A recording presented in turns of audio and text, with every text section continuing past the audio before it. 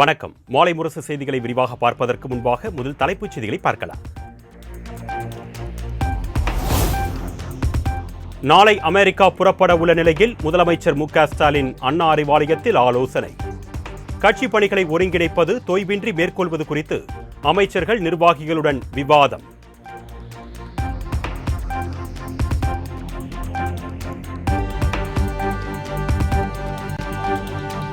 115 கோடி ரூபாய் மதிப்பீட்டில் 6 புதிய திட்டங்களுக்கு அடிக்கல் நாட்டினார் முதலமைச்சர் மு.க. ஸ்டாலின். 5 கோடியே 22 லட்சம் ரூபாய் மதிப்பிலான 4 முடிவுற்ற பணிகளையும் திறந்து வைத்தார்.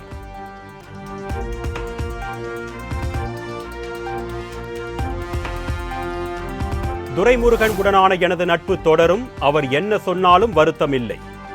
மூத்த நடிகர்கள் குறித்து அமைச்சர் துரைமுருகன் கருத்து தெரிவித்தது தொடர்பாக ரஜினிகாந்த் பதில். துரைமுருகன் அவர்கள் என்னுடைய நீண்ட கால நண்பர். அவர் எனக்கு ரொம்ப பிடிக்கும். அவர் என்ன சொன்னாலும் எனக்கு வருத்தம் கிடையாது. நம்ம நட்பு எப்பவுமே தொடரும்.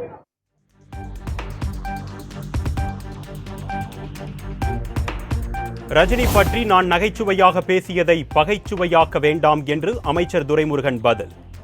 நாங்கள் எப்பொழுதும் நண்பர்களாகவே இருப்போம் என்றும் விளக்கம்.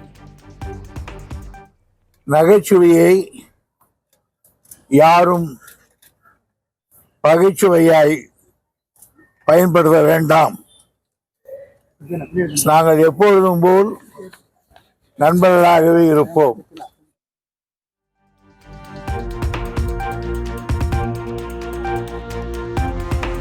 புதிதாக கட்சி கொடியை அறிமுகம் செய்த நடிகர் விஜய்க்கு ரஜினிகாந்த் வாழ்த்து. கூலி படப்பிடிப்பில் பங்கேற்பதற்காக விஜயவாடா புறப்பட்ட ரஜினி சென்னை விமான நிலையத்தில் பேட்டி.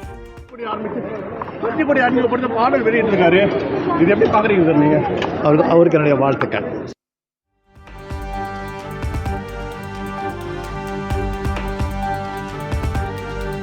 பதவி வெறியால் மனநலம் பாதிக்கப்பட்டவர் போல அண்ணாமலை பேசி வருவதாக ஆர்.பி. உதயகுமார் கடும் விமர்சனம். அண்ணாமலையை மருத்துவமனையில் சேர்த்து அதற்குரிய முழு செலவையும் அதிமுக ஏற்க தயார் என்றும் சாடல்.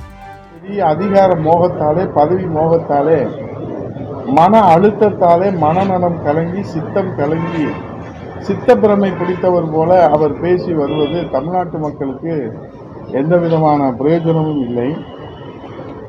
எந்த உழைப்பும் இல்லாமல், ஒரு சொட்டு வேர்வை கூட சிந்தாமல், பதவி வெறி, அதிகார வெறியால், மன அழுத்தத்தால் இன்றைக்கு உளறி வருகின்ற ஆக்டோபஸ் அண்ணாமலை மனநல மருத்துவரை உடனடியாக சந்திக்க வேண்டும். அப்படி சந்திக்க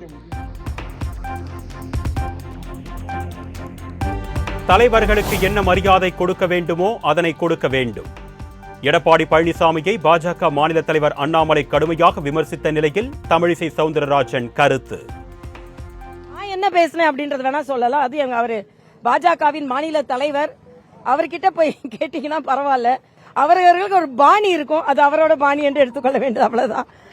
என்னை பொறுத்த மட்டில் தலைவர்களுக்கு என்ன மரியாதை கொடுக்க வேண்டும் அது கொடுக்க வேண்டும் என்பது எனது கருத்து.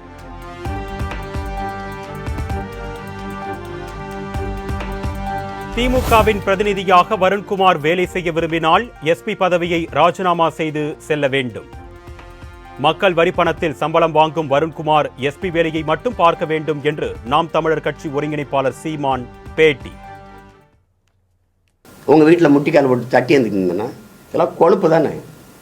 படித்தா ஐபிஎஸ்னா ஐபிஎஸ் வேலை பாரு, என் காசுலேயும் தான் சம்பளம் வாங்குற, நீ ஒழுங்காக வேலை பார்க்கணும். அதை விட்டு திமுக வேலையை ரிசைன் பண்ணிட்டு போய் ஐடிவிங்களை ஜாயின் பண்ணிக்க.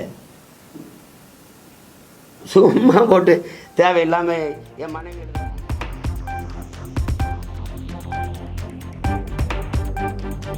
2026 சட்டமன்ற தேர்தலில் நாம் தமிழர் கட்சி தனித்து போட்டியிடுவதாக சீமான் திட்டவட்டம்.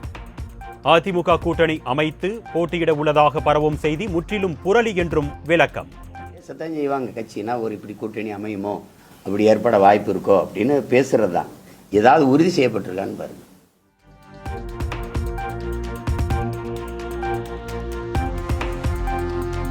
லடாக்கில் 5 புதிய மாவட்டங்கள் உருவாக்கப்பட்டிருப்பதாக மத்திய உள்துறை அமைச்சர் அமித்ஷா அறிவிப்பு.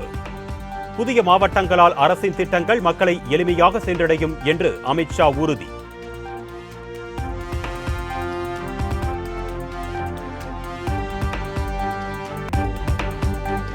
முன்னாள் அமைச்சர் ராஜேந்திர பாலாஜிக்கு எதிரான வழக்கில் விரைந்து குற்றப்பத்திரிகை தாக்கல் செய்ய உத்தரவிடக் கோரி சென்னை உயர்நீதிமன்றத்தில் மனு. ராஜேந்திர பாலாஜியின் அரசியல் செல்வாக்கு காரணமாக குற்றப்பத்திரிகை தாக்கல் செய்யப்படவில்லை என்று மனுவில் குற்றச்சாட்டு.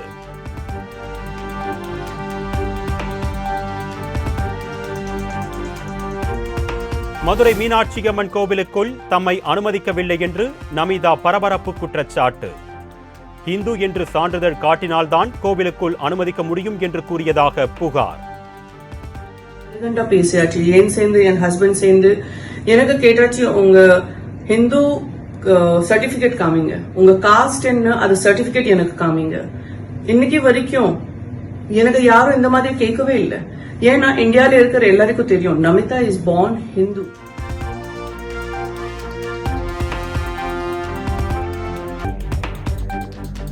மீனாட்சியம்மன் கோவிலில் இந்துக்களை மட்டுமே அனுமதிப்பதால் மேல் அதிகாரிகளிடம் கேட்கும் வரை காத்திருக்குமாறு கூறினோம். கோவில் விதிகளின்படிதான் நமிதாவிடம் பேசியதாக கோவில் நிர்வாகம் தரப்பில் விளக்கம்.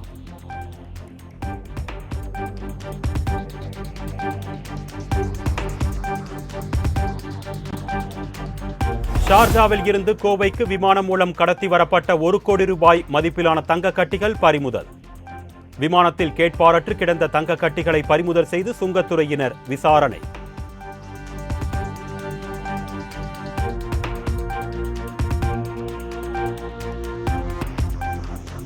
பத்து சக்கரங்களுக்கு மேல் உள்ள லாரியில் கனிம வளங்களை ஏற்றிச் சென்றால் குவாரிகளுக்கு சீல் வைக்கப்படும் என்று நெல்லை ஆட்சியர் எச்சரிக்கை. ராட்சத லாரிகளில் கனிம வளம் எடுத்து செல்வது குறித்து பொதுமக்கள் புகார் அளிக்கலாம் என்று தொலைபேசி எண்ணும் அறிவிப்பு.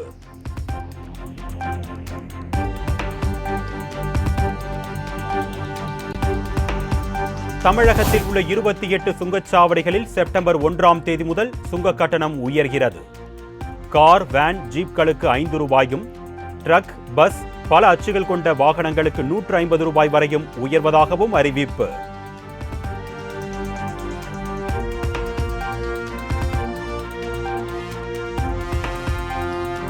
சுங்கச்சாவடிகளில் கட்டணத்தை உயர்த்துவது பெரும் அநீதி என்று பாமக தலைவர் அன்புமணி ராமதாஸ் கண்டனம். மக்களை பாதிக்கும் சுங்கச்சாவடி கட்டண உயர்வை கைவிட வேண்டும் என்றும் வலியுறுத்தல்.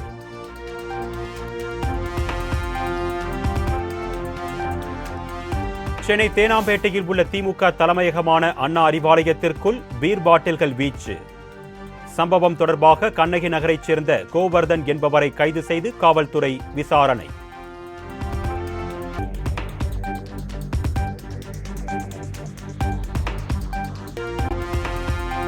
தமிழ்நாடு, புதுச்சேரியில் அடுத்த 7 நாட்களுக்கு மிதமான மழைக்கு வாய்ப்பு.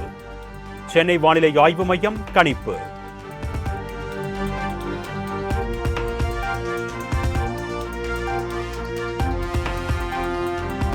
தென்காசி மாவட்டம் கரிசல் குடியிருப்பு கிராமத்தில் முகாமிட்டுள்ள காட்டு யானையை விரட்டும் பணி 6 மணி நேரத்திற்கு மேலாக தொடர்கிறது.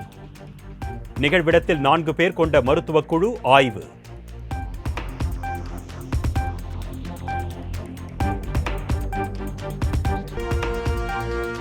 எந்த எதிர்பார்ப்பும் இல்லாமல் வரவில்லை என்று பாஜக பொதுக்கூட்டத்தில் விஜயதரணி பேச்சு.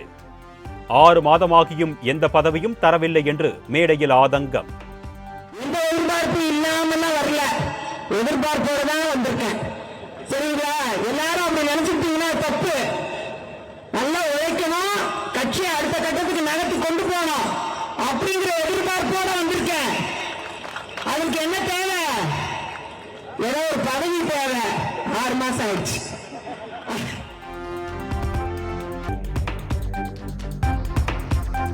அன்னை தெரசாவின் பிறந்த நாளையொட்டி நாடு முழுவதும் பல்வேறு இடங்களில் பொதுமக்கள் மரியாதை. பொது வாழ்வில் பெரும் பங்காற்றிய தெரசாவின் சிலை மற்றும் புகைப்படத்திற்கு அரசியல் கட்சி பிரமுகர்கள், பிரபலங்கள் மாலை அணிவித்து மரியாதை.